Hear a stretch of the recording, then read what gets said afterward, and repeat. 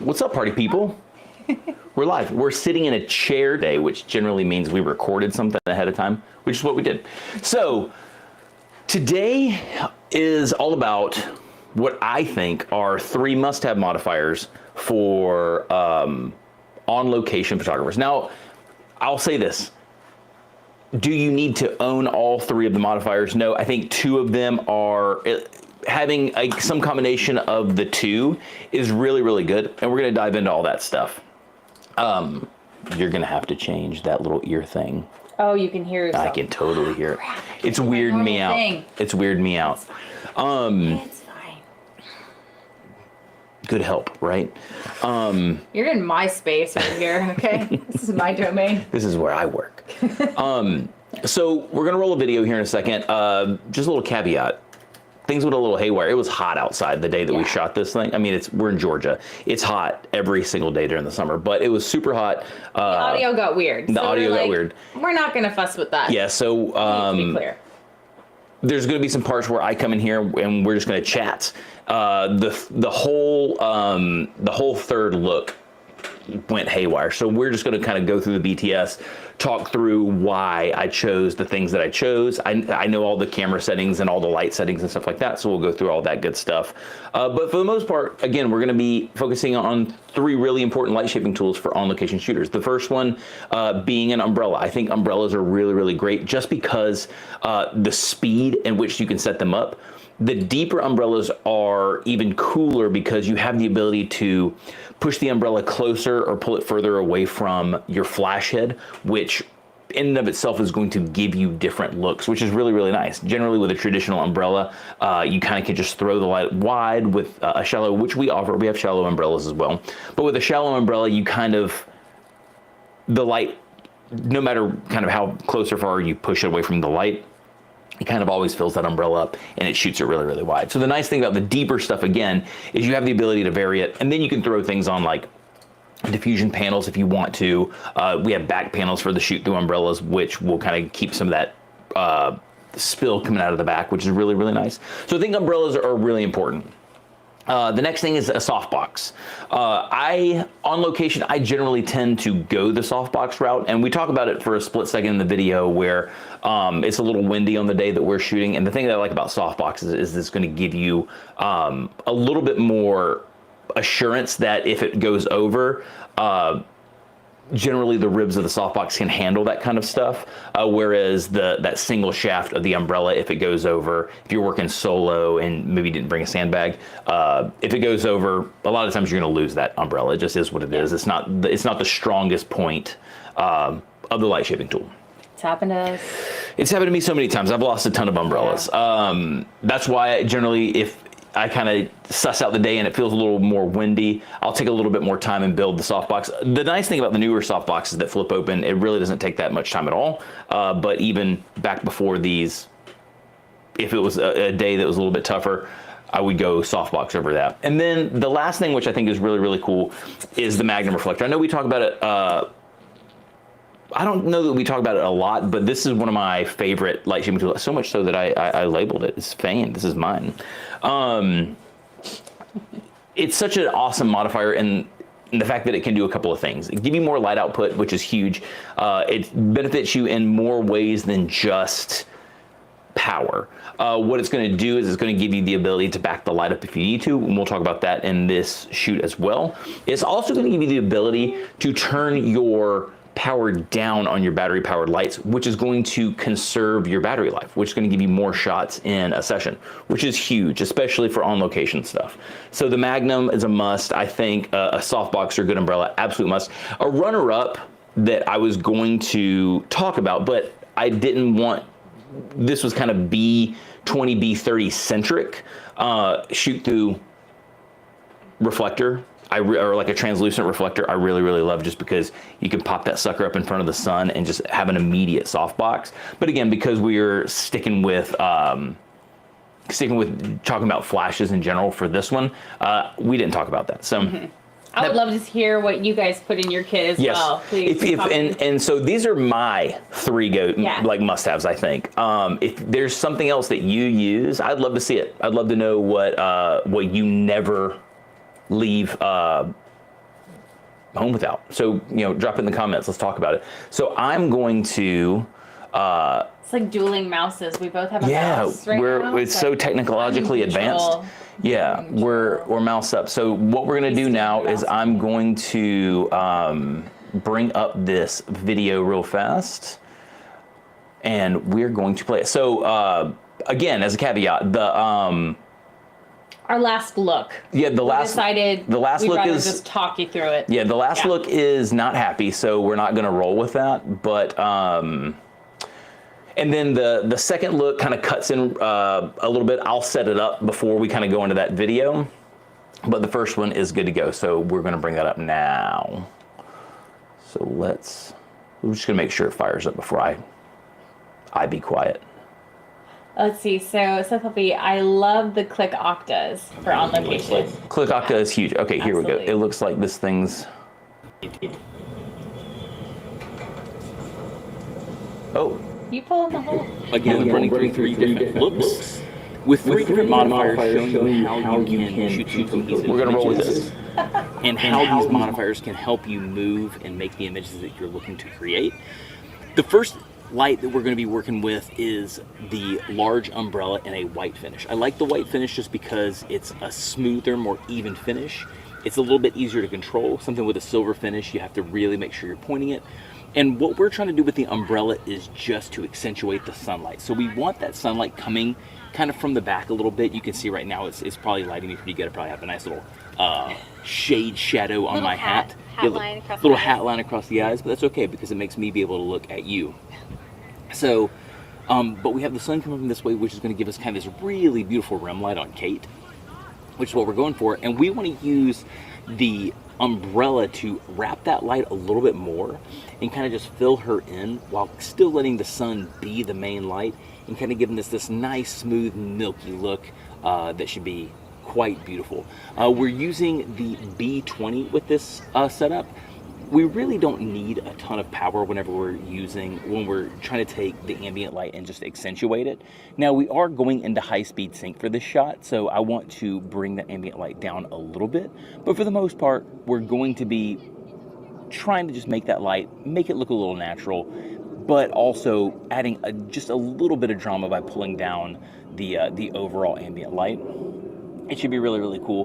But the idea for this shot is just kind of the getting ready to start running setup. So we're going to have Kate here on the bleachers. We're going to take a couple of shots with her kind of like tying her shoes, getting laced up, ready to rock and roll, and getting ready to rock this bad boy out. So again, for the light, we're using the Profoto B20, the all-new B20, if you will. I'm actually going to turn off my modeling light that's on because I want to conserve that battery life. Just realized that my modeling light was on, which means it's probably on my Connect Pro, and we'll fix that here in just a second. So we're going to adjust that modeling light off, which is awesome. And now we're going to take some shots. So again, B20, umbrella large, white. For the people who love to know camera stuffs, I am using a Fujifilm GFX 100S. Not the 2, just the first one. We're going to be shooting at a shutter speed of 320 of a second. And F8, I want a little bit more of kind of the look of the railing and the chain link fencing and the look of the bleachers. I want more of that stuff in focus. So we're going to be closing down just a little bit to get some more of that stuff in focus. ISO is 100. My camera's hot, so I'm waiting for it to yell at me about, my shutter limit temperature is reached because I was super smart and set this thing out in the sun. So cool, we're firing, we're good. Now I'm going to also use the rails here to kind of frame Kate in the shot, which should kind of give some more visual interest and bring the attention towards her. I think the first shot we're going to take though is an ambient light only shot, so you can kind of see how we have this set up and how that light helps to accentuate the shot. So let's turn off the Connect Pro and let's drop the Fuji into place so we can see what we're looking at. I know I see the temperature logos. So with the current camera settings, this is what we're looking like in the frame. 3, 2, 1. So we have a good exposure on the ambient, but because we're shooting the shadow side of Kate, what you're going to find is that we are drastically underexposed on her. She's in shadow. It's a silhouetted shot. That's not really going to help us. So we're going to use that flash now to bring in a little bit of light, fill her in, and make it look like a really beautiful image. So let's power on that Connect Pro. You ready to rock, Kate? Let's go. So here we go. Again, we're going to use the rails as a frame. What I'm going to try to do is get that chain, the fence post out of her, cutting her head off. We're going to see we might have to make a small little adjustment. That's not bad. Can we do one little thing? I'm going to have you scooch that way towards the fence some more, just because the way that we're framing this has that chain link thing chopping you off in the head. So go for it again. More? I just want to kind of see if I raise up a little bit here, what we're looking like.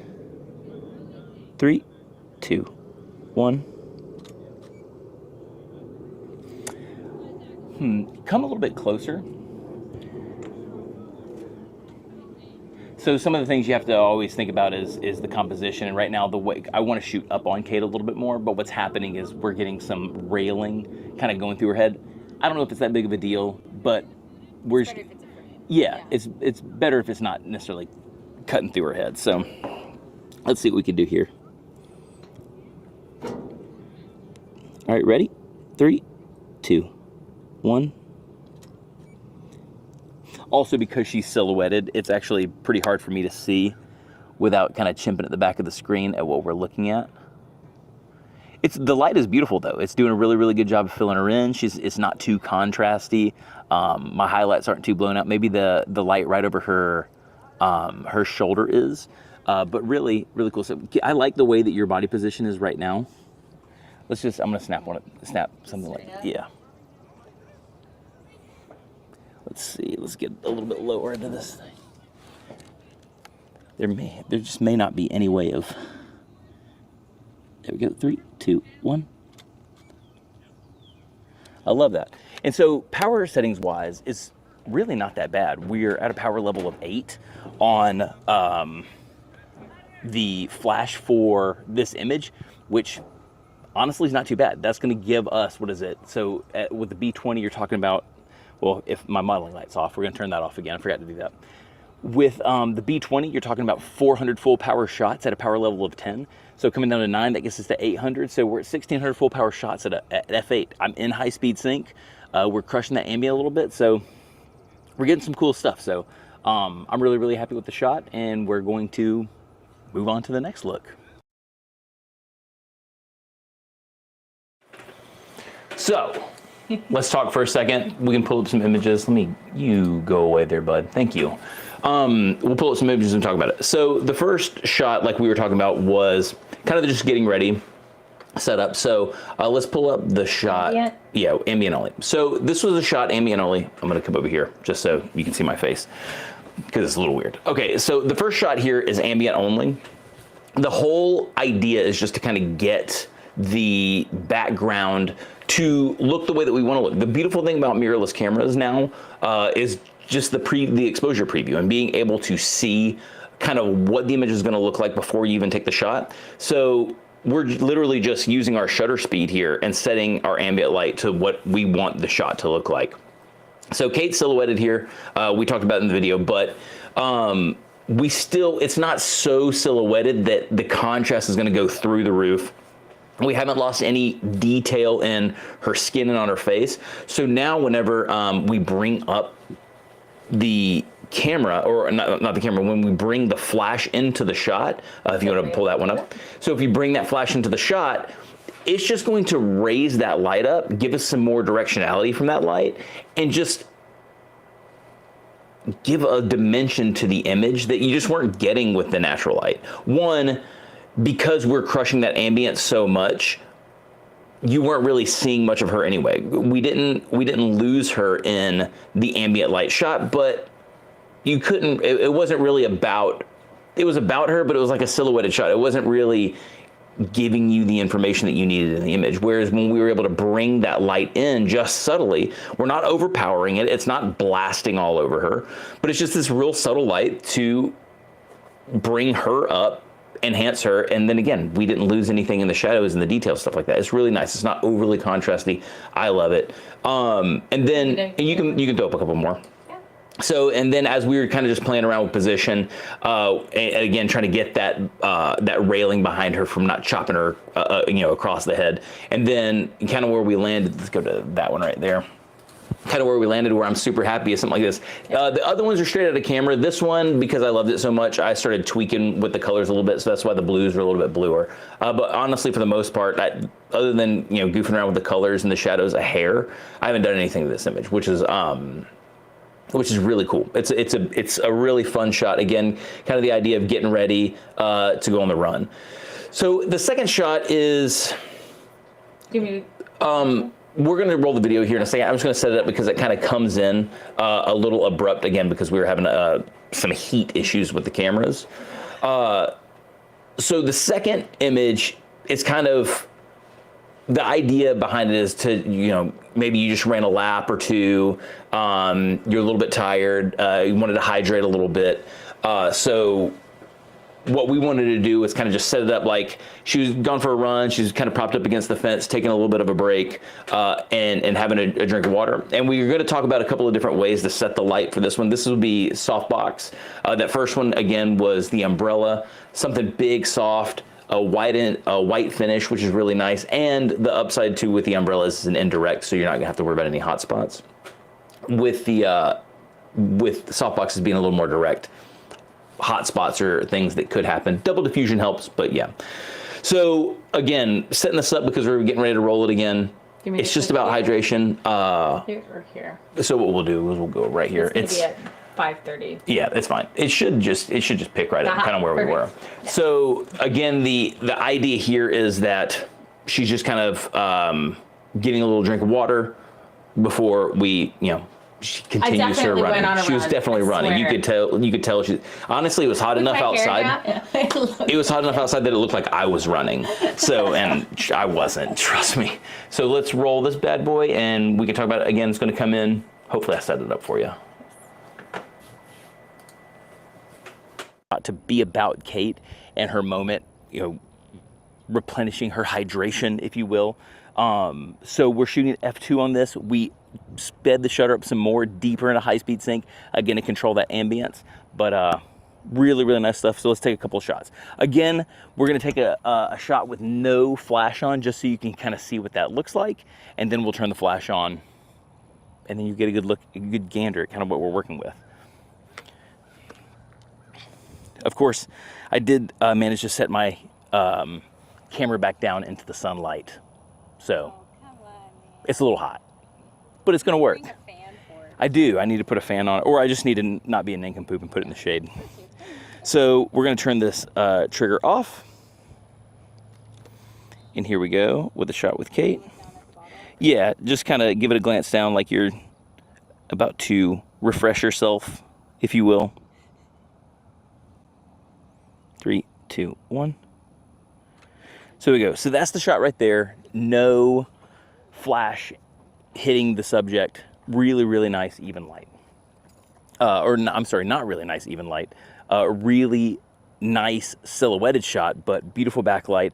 We were able to bring that ambient light down a nice amount to kind of not lose too much in the highlights, but we want to fill that shadow in a little bit more. We want Kate to pop a little bit more. So we're going to turn that trigger back on. Oh, also, just so you kind of know camera settings wise here, because things have changed. So we're now at f2 on the camera. We're at 1250th of a second, ISO 100. So like I said, pretty deep into high speed sync. The one thing I am going to double check is sometimes whenever I turn my trigger off, my camera goes out of high speed sync. It did not this time, so we're good there. So let's frame this shot up. Here we go. 3, 2, 1. Beautiful. Take a little gander down at the water bottle. Cool. I'm gonna peep this with my eyeball because it's too bright out here. And it's a really lovely image. Now, it does look lit, a little more cross-lit, just because it kind of is. The light is the light from the sun is kind of coming from over her right shoulder, and the light that we're bringing into the shot is coming from the right side. But it doesn't look unpleasant. We could change it around if we wanted to and make it feel a little bit more natural. Maybe we should take one just so people can kind of see how that looks. So what I would do in this situation is I would, let's see, let's have you turn this way a little bit. Yeah, kind of over the light like that. Okay, cool. So she's gonna turn this way for just a second. I'm going to move this flash around. So if we wanted the light to look a little more natural and not so cross-lit, what we would do is we'll move the light to come from the same direction that the sun's coming from. So we'll be like right here-ish. You can kind of turn your head this way a little bit. Let's have you turn a little bit more if you can. Yeah, just like there, so that isn't making a weird light on your nose. Perfect. And so if we wanted to make it feel a little bit more natural, we would come this direction. Here, let me back up so I can get that. Actually bring this, we're gonna close this gate up so that line makes sense. There we go. 3, 2, 1. Now that's starting to look pretty good. It's more natural feeling, but the power is a little high, so we're gonna bring it back about a stop and let's see what we're looking like. Here we go. 3, 2, 1.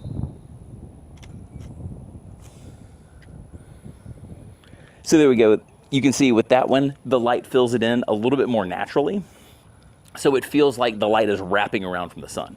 So moral of the story, if you want the light to feel like it's not really there, you want the light to come from the same direction as the sun. If you don't mind that cross light look, so you're getting, it's almost like it is a 2 light look technically, because the sun's giving us one set of lighting and then our flash is actually giving us something else. We can fill in really, really nicely from one side with a really nice light. So softbox is great. One other reason that I like softboxes too, I don't know if you can tell, there's a little bit of a breeze out here right now. And one of the things that I have a little bit more confidence in is if the wind happens to take over my softbox, it's going to land with something a little bit more rigid than the center shaft of an umbrella. So I have a little bit more trust in that protecting my light than I do necessarily an umbrella, but sometimes you just can't outweigh the speed and utility of an umbrella. So something to keep in mind. So we've gone through the umbrella, we've gone through the softbox. Now we're gonna switch it up to something a little bit harder light look with the OCF Magnum. So we'll see you back here in just a second.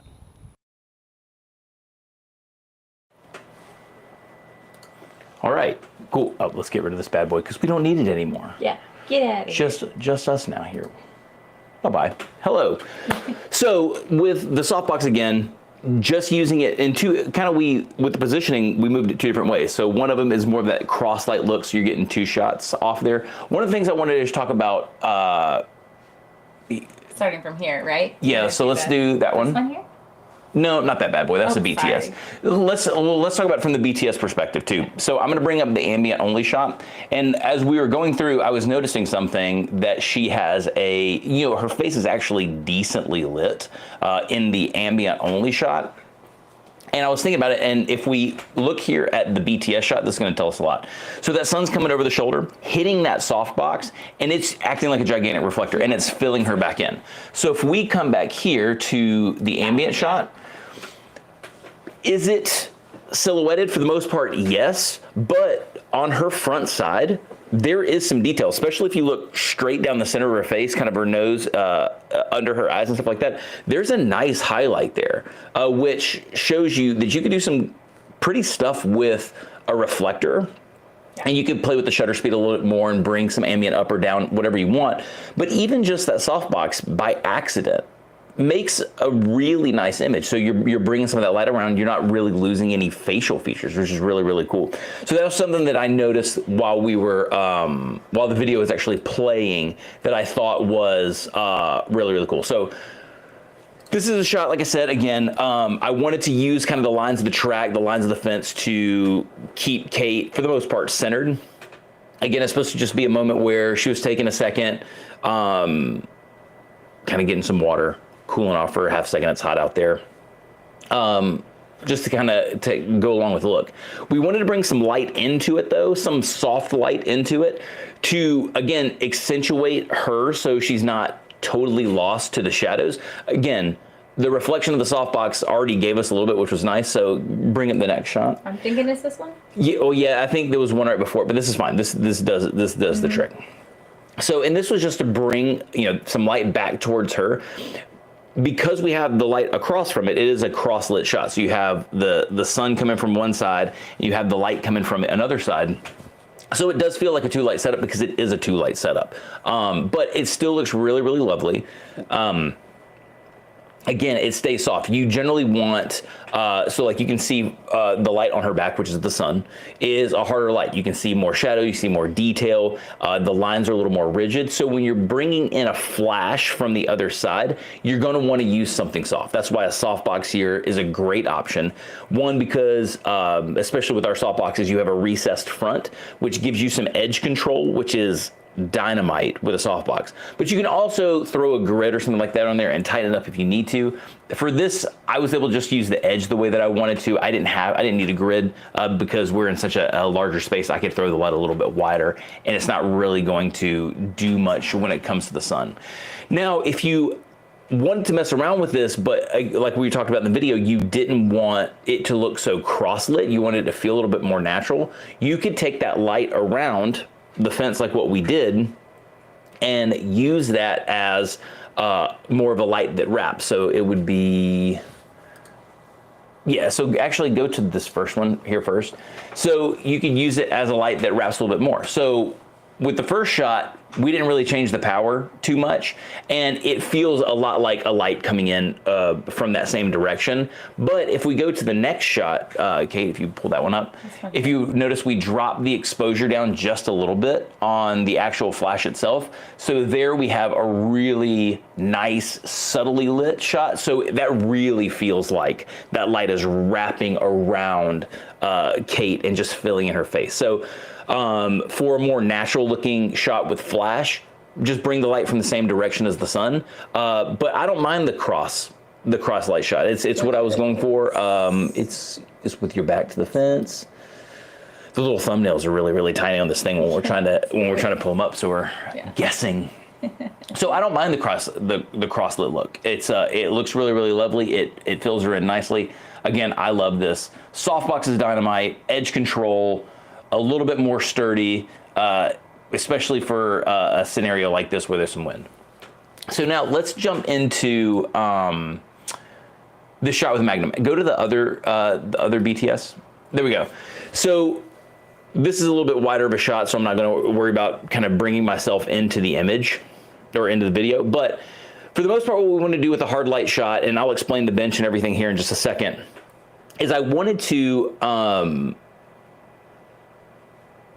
oh, someone says, let's just read this up before we, hey, what's up everybody? Late to the party. Frank, you're not late. We're going to talk about everything again. So someone said, I would love a neater solution for using hard gels inside soft boxes, maybe even a tiny metallic shim that fits around the front glass, quarter CTO, get sun vibes. So fluffy, you could die, which is one of my favorite lines from Despicable Me. I agree with you, and it's something that I know that we're actively trying to sort out elegant ways of doing it. So we agree with you. So again, from this shot, we were setting up. I wanted to do a look where we're using the contrast of the lines of the track just to kind of get this really cool portrait, something that had some visual interest. It wasn't necessarily so much about the actual physical act of running as opposed to just a running inspired shoot. So looking at this shot right here, you can tell that we have a lot of distance between the light and Kate, roughly 20 feet from what we kind of mapped out with it. We're still using the B20, so the 250 watt unit, but this time we have the OCF Magnum on there giving us a little more output. Now, we backed the light up a little bit here so that we could throw the light a little bit longer. So here, I'm gonna take this from me first, just a split second. So let's pull this down. So we wanted to throw the light longer for a couple of reasons, and I'm going to see if I can grab the right one to show you. So just so you kind of understand the look that we are going for when you see what we're doing, we wanted to have this shot here with, this is kind of more where we wound up with it. We wanted this shot here where it was really kind of monochromatic, black and white, lines had visual interest, and we had this really striking hard light on Kate. We wanted to back that light up really, really far because I gotta find the one so I can compare it for you. It's this one. So if the light had been closer, what's gonna happen is we're going to start losing that light hitting this background area, and we're gonna get this spotlight effect like what we have right here. I think I'm circling, you can't actually see my mouse. Right, but we have for those of you that are wondering, he moved it and it ended up being about 6. Yeah, we were only, so for this shot, I didn't take a BTS of it, but we have this for you to see. So we moved that light. He walked it from this distance. Yeah, up closer. Like 5 feet away. So what happens here when we're closer is that reflector is going to spot the light out a little bit more. You can tell back there with the shadow behind her, it starts to kind of fade into the rest of the ambient. And that's not what I wanted. So using the Magnum reflector is going to allow us to, let's go right here to this one. Using the Magnum reflector allows us to back the light up quite a bit so that we're using the inverse square law which essentially just says, the closer the light is to your subject, the faster it falls off. And the further the light is away from your subject, the slower it falls off. So because we were able to back the light up 20 feet, that fall off happened a lot slower. So we have a lot more of the ground in focus. You can see the shadows a lot longer and a lot more, a lot more distinct from the actual background because we're getting more evenly lit image, and I like that better because it makes the ground and Kate for the most part the same or roughly the same exposure, so it doesn't feel like just kind of like this spotlight thing. That's what I like there. So I think that's why the Magnum reflector is really, really good. Again, we were able to take that back 20 feet. The power level, we're at full blast, so we're at a power level of 10 on the B10, or sorry, not the B. It's going to be hard to get my brain out of the 5 or 6 years of B10. We have the B20 backed all the way up 20 feet, Magnum reflector on there, which takes that 250 watt seconds of light and turns it into roughly 1,000 watt seconds of light. So we can really throw that light and it spreads out really nicely. And again, we were able to get a more even exposure from one side of the frame to the other side of the frame. That's the beauty of this. So the Magnum reflector is going to do, like I said earlier, a couple of things. It's going to give you either the ability to distance because you have more output. It's going to give you the ability to turn the power down if you're closer because you have more output. And then it also gives you the ability to vary the zoom of the actual modifier itself. So you're getting a lot of looks out of that, which is nice. So the Magnum is just an awesome light shaping tool to, one, conserve battery if you need to, give you the output if you need to back the light up. It's got this crispness to it that I just absolutely love. And that's generally the case for most things that have a silver finish on the inside. It has a lot of directionality. It's got a lot of punch to it. It's really, really nice. I love silver finish stuff. But again, so just would it be similar with the zoom reflector? Zoom reflector would be very similar. So the difference between the output with like the OCF zoom reflector or even the standard zoom reflector is you're just not getting quite the amount of additional light out of your light shaping tool. So that's where the OCF Magnum comes in. Now, granted, you're 2 stops. I think it's like 1.8 to 2 stops of light more out with that one, and then the OCF Zoom is like 1.2 stops. So you're still getting more light. You just might not be able to back it up as much, or you might need the D30, the 500 watt, or sorry, the B30, the 500 watt version of the flash itself. So you can absolutely do it with the Zoom. It's just kind of knowing your gear and knowing how you kind of work with it. I think really at the end of the day, with whatever light shaping tool that you choose, it's knowing your equipment and knowing what it can do and what it can't do and working with it. And then if you find that you're limited to a point where your creativity is stifled a little bit, that might be where you start looking for a different light shaping tool, or maybe for this one shoot, you're gonna go rent something, which is always a great option. Yeah. So something to keep in mind. So again, just to kind of go through it, I'm going to pull up, we're going to get to your questions here in a second. Do you remember the power settings? I do. Power settings was 10. We're at full power on that bad boy. So I'll show you, let's run through kind of how everything looked, and then we will... and thank you, Alex. Yeah, thanks, Alex. Appreciate it. And so we'll run through how everything looked, how everything kind of shaped up. So here is just the shot of Kate with the ambient look. So you can see the distance between the light and her. And you can also see kind of what the exposure was on the ambient light. So shutter speed, off the top of my head, I believe we were at, oh, you know what? I have it. I have it right here. I have my EXIF data. Let me just pull all this stuff up real fast. But this shot right here is of just the ambient, so you can kind of see what we're looking like there.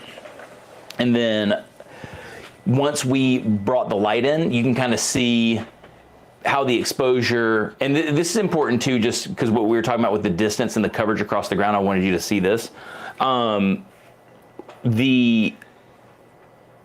Sorry, I'm pulling up the camera settings as we're doing this. Okay, this is important here just because you can actually see what I was talking about with the inverse square law and how that light starts to cover a lot more of the ground, and we're getting a more even exposure across the actual place that I took the photo of Kate.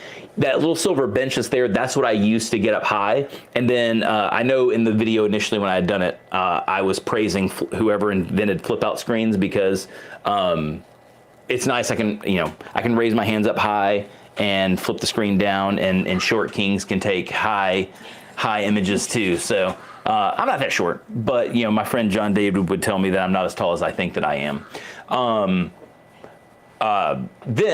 So just so you can kind of see it up close on Kate. So here's that same shot of Kate with ambient light only. Not bad. Everything's super even, but there's really nothing that makes it pop. And then by taking that Magnum reflector and just popping it off, different shot. It's a completely different shot. It looks really, really cool. The way the light's raked across her. And then we just went and I stood up a little bit higher. That was the shot that was kind of more spotlit. I stood up a little bit higher, so we got more of that track into the shot. And I think it came out really, really cool. I'm super happy with it. Now, someone was asking camera settings for this shot. 125th of a second shutter speeds. ISO 100 f8. For two of the shots, we were f8. So the first shot of her kind of lacing up her shoes, which we can pull that up so you can kind of see. So the first shot of her lacing up her shoes, we're at f8 as well, because I wanted more of the bleachers and the railings and stuff like that in the shot. So we're f8 there at 320th of a second, if I'm not mistaken. So we were in high speed sync a little bit there just to kind of bring the sky down. But you can tell that we weren't overly contrasty, which is really, really nice. That's what we were going for. So I wanted to bring that sky down, but I didn't want to lose the detail in the shadows, especially in her skin. And I think we accomplished that very nicely. Here, yeah, and that's the position of the umbrella here. That's probably, what, 5-6 feet away from her. Not terribly too far. Large size umbrella, which is going to give us good coverage, so super happy with that. Then we moved to this shot right here, which was kind of just posted up on the fence, taking a break from your running. We just wanted the light to come in and feel a little bit, still feel relatively natural, so we want to overpower it. It's a cross-lit shot, so it does feel like two light sources, because it is, but it's still, the flash coming in is pretty subtle, and I'm super happy with it. We use the softbox there on that shot just so that we can control the edge a little bit more. We could get the light right where we wanted. It was also, again, we were in a place where the breeze was hitting us a little bit more than it was on the bleachers. The bleachers kind of gave us a little bit of protection, so the umbrella was great there. With the softbox, I feel a little bit more comfortable in something that's a little breezy. Granted, if it would have been a little bit more breezy, I would have 100% strapped my camera bag to it to try to give it some more weight going downward on the light stand itself. But the thing that makes me a little bit more comfortable about softboxes is if a lot of times if the light goes down on the softbox, the ribs of a softbox can handle that. Which I like. It's not always the case, and I don't want you to always think that, like, hey, if your light goes over and something bad happens that Chris said it wasn't going to happen, it might happen. Like, the light can still go backwards and land light first. So no bueno. no bueno. So, and then finally with the Magnum shot, again, 125th of a second, ISO 100, just to, it would be this one right here is kind of where we landed. So a little bit of distance. So that we were able to back the light up 20 feet, full power on the B20, but that gave us a really nice, pretty even coverage. You can still tell to the top left that the light starts to kind of fall off towards the edges. I could fix that in post. It's not that big of a deal, but it's still, I think it's a really cool image. Something I'm super happy with the way that it came out. Let's see what people's questions are. Let's see. Oh, Alex, thanks for all the new flashes. Awesome. And then see, this is where Jim was asking some of the zoom and the power settings. So hopefully that was all the stuff you needed to know. Alex, thanks. We're really trying to make a lot of stuff that we try to listen to what you're asking for. Yeah. With everything that we do. So sometimes we nail it, sometimes we don't nail it, and then we come back and we fix it later. But thank you all so much. Again, this is really, really fun. These are 3 light shaping tools that I think are really important, that I use all the time, that I think they're must-haves. I think they're must-haves for a lot of different reasons. Hopefully I did a good job covering it. We'll just run back through it real fast again. I like umbrellas because they're fast. They're really beautiful. I love indirect stuff. I also really like using a shoot-through umbrella with a diffusion panel on the back when I'm in a studio location setting, just because I like being able to use the front and the back of the umbrella as a room fill and then the main. So that's some things there too. So I think umbrellas can be really, really versatile, especially on location stuff. If your on location stuff is inside, I mean, you can't beat the speed and utility of an umbrella. Now, outside on location, I really love softboxes, especially now that we have the newer softboxes that flip open. I'm probably going softbox over an umbrella outside, just again for that added layer of protection for my lights. That's just kind of where I land with that stuff like that. But umbrellas are still faster, but this is pretty quick, and I love it. The also nice thing too is we have the new softboxes in finishes now. So you have a silver finish and a white finish. So if you wanted a little bit smoother finish with the white of the interior softbox, you have that option. I use silver here just because that's my go-to 3-foot is the silver one, but I really do like the white finish one. And then the OCF Magnum, if you have a flat front light, it's hard to argue against not having an OCF Magnum in your arsenal, especially honestly even in studio. The ability to back the light up a whole bunch and throw it the way that you want to while maintaining power or maintaining lower power settings, so you can either conserve your battery or you can recycle faster. I think this thing, you should have one of these things no matter what for the flat front. If you're a protruded head user, like a D4 head or a Q2 head or a Pro head, the original Magnum is money. And I would tell you, same thing, have one of those bad boys in your arsenal. It's a must-have. So see if we have any other questions before we sign off. Hello. Perfect. That was everything. Thank you all for kicking it with us. Yeah. Thanks for bearing with us with some heat issues from some more of the outside, please. More outside, please. We'll do some more outside stuff. Definitely, as it cools down a little bit definitely more. as it cools down. It's spicy outside. We're gonna try to work at least an outside on location thing in. At least once a month. At least once a month with the geared ups, even as it starts to get cold. But yeah, we'll do a lot more outside stuff. In the meantime, next week's gonna be really, really cool. We're gonna actually be covering the new L600. Oh, hold on. We're gonna. The Magnum should be auto added. That should be Magnum should be auto added to the cart for. Yeah. I love it. I love it. So good. Maybe we got to do it. It's just gonna why are you buying this without this? You're crazy. Yeah. So next week we're actually doing some L600 stuff with the colored continuous light. Yeah. It's the first time we're gonna be doing stuff with it, which I'm pretty excited about. I also have one of the panels, and it might light the scene, but we're gonna be talking about the L600. But in the meantime, I hope you have an awesome rest of your week. If you have any questions, I know Caitlin's thrown my, let's just throw it back up there one more time towards the end. If you have any questions, feel free to DM me. I love chatting with everybody about everything. That's me. That's how you can get in touch with me for just about everything that every place that I am. So I'm at the Chris Fain. So hit me up, DM me. Let's talk about stuff. In the meantime, have an awesome rest of your week, and we'll see you next time. Peace out, everybody.